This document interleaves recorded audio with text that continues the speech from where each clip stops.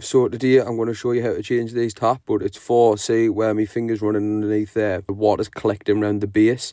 People think it's leaking from there, but it actually just runs down the stem. Even if you change the inserts on these, like, it still happens, so it's best to just change the taps. The customer opted to just put exactly the same taps on, so here we go. Firstly, turn off your service valves underneath, just with a flathead screwdriver like that. As you can see, it's hard to do it with one hand, just because you've got to guide your screwdriver in.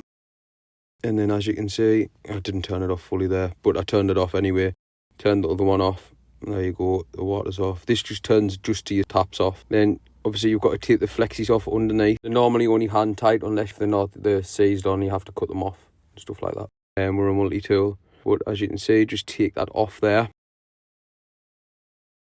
A little bit water will be still left in. It's just like what's just left in that bit of pipe there. Then get your box spanner. These are perfect for taps, but as you see on this one, it's a bit of a nightmare because it doesn't fit on this nut. You can see it's just spinning, but there's a trick you can do.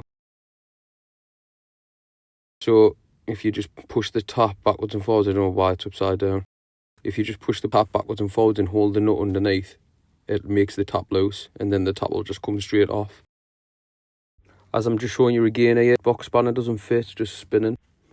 As you can see here, just turn the tap and that makes it loose, but you've got to hold the nut underneath and then it should come off, and then just loosen the nut off underneath, get your new tap. All I'm doing here is showing you how the tap goes on underneath. So you get the top hat washer, which is that there. So it goes tap, rubber washer, and then under the sink you go top hat washer, then your nut. Sometimes you get two rubber washers, then you put one in between the nut and the top hat washer. You can see here, I'm just putting it on top hat washer first. Obviously tap through the sinkhole, top hat washer. First time you do this, it'll be a little bit hard, but you just kind of like get used to it. Obviously just hand tighten it for now. And then my box spanner actually fits on these, but you can do a trick here where you just do reverse what you've just done. So you hold nut underneath as tight as you can, then pull the tap round, and then it automatically tightens it up without using a box spanner. It's just a little trick of the trade. Connect your flexi back up as you're doing here. Just get it hand tight and then nip it with the spanner. They really don't need much tightening, these flexies, because they've got rubber washers in. Just literally hand tight, well, just after hand tight, as you can see.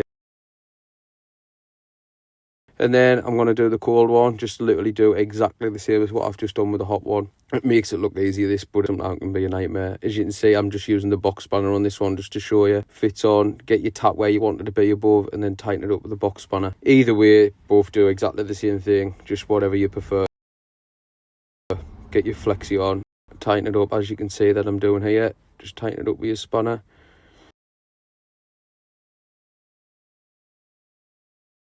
Turn your service valves on, just literally reverse of what you've just done. That'll turn your water on just to that tap inside that pipe, and then there you go. There's your taps all done and dusted. And as you can see, there's no water running down the stem anymore. If you see here, you could probably change the washer inside the tap, but the taps that you get, like, you'll never get the same washer that goes in, so it's best to just change the taps for how cheap they are. Like, comment and subscribe for more videos.